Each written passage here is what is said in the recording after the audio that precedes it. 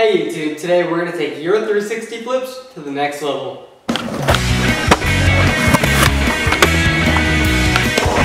Yeah!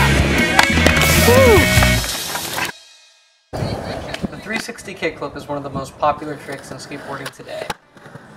In this video, we're going to break it down and teach you how to have a smooth and cleaner 360 flip. So this video is going to be about improving your 3 flip. You already have it, you know it, but you want to make it a little better looking, a little more relaxed. Here I'm going to teach you how to do that and how to take it to the next level even.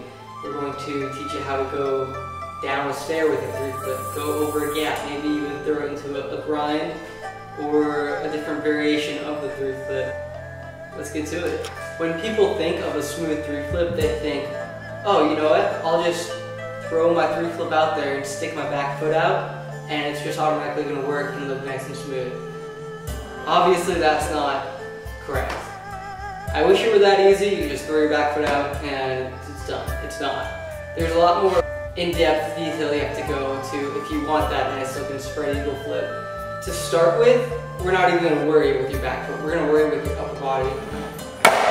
Recently I found out that your 3 flips are a lot more smoother and you get a lot more board control if you relax your arms.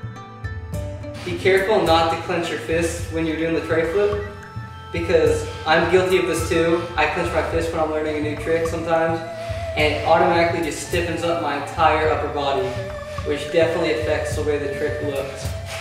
So, when I'm doing it, you can just do this to learn them. It's helped me with a lot of tricks. Just kind of focus on keeping your arms chilling by your side and flip it.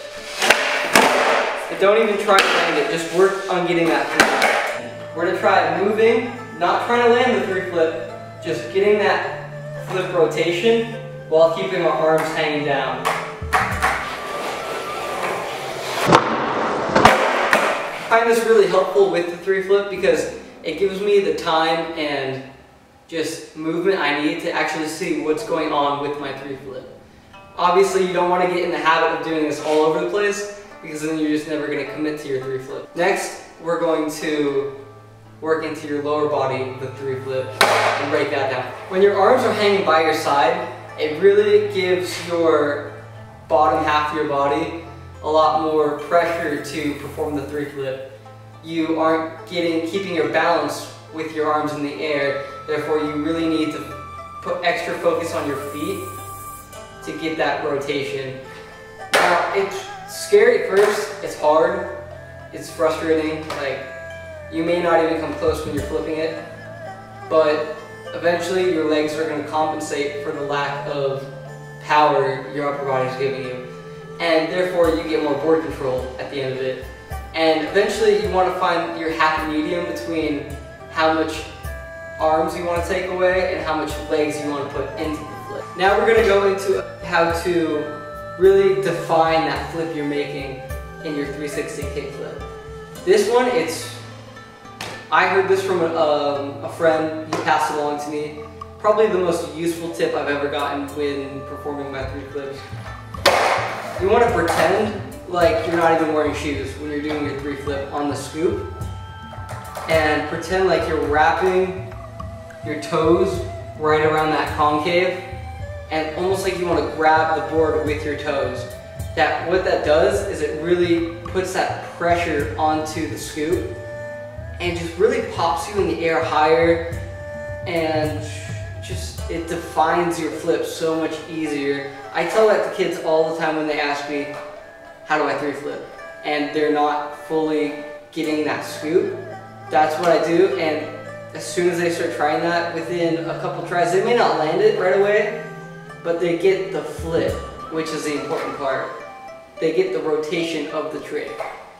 Now, while you're scooping with your back foot, to really have a smooth looking 360 flip, the higher your feet are to your bolts, the closer they are, the better your flip's gonna look. Just because you can really drag your front foot along and let your board follow your front foot. And that's eventually that's what's going to help you get that front foot catch, and maybe even stick your back foot out a little bit and do a little spread eagle with it.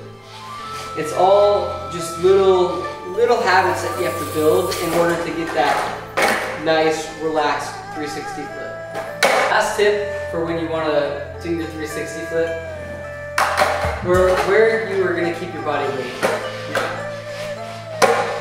As you're rolling up to your trick, all the other steps, you have them down, you're good. And you just really want to get a little more control over your board. Focus on keeping your weight more on your back foot where you're scooping. However, distribute it a little bit along your side of the board, just as long as it's on the side to where your feet are wrapped around the tail of your board. Now, what this does is it pops your 360 flip in front of you and just gives you a little bit more height on your 3 flip, also while giving you some room to just let your back foot drift off a little bit. Now, when you take your 360 flip to new obstacles like stairs or banks or pyramids, the important part really is commitment. Once you know you have your flip down and you know exactly how it's going to go, honestly, it's all a mental game from there. You just really have to watch that flip. And the biggest issue people have, I see, is when they kick out. And most of the time, people don't realize is that kick out is because they're catching the board with their toes pointed down. And really, when you can catch the board all day long. But if your toes are pointed down when you're doing your 360 flip, it's never going to work because you're mentally telling yourself, I'm not going to commit to this trick. To land this, you really just have to pretend like you're doing it on flat ground. Then catch it with flat feet and adjust yourself for the impact that you're about to take in order to pull away from the trick.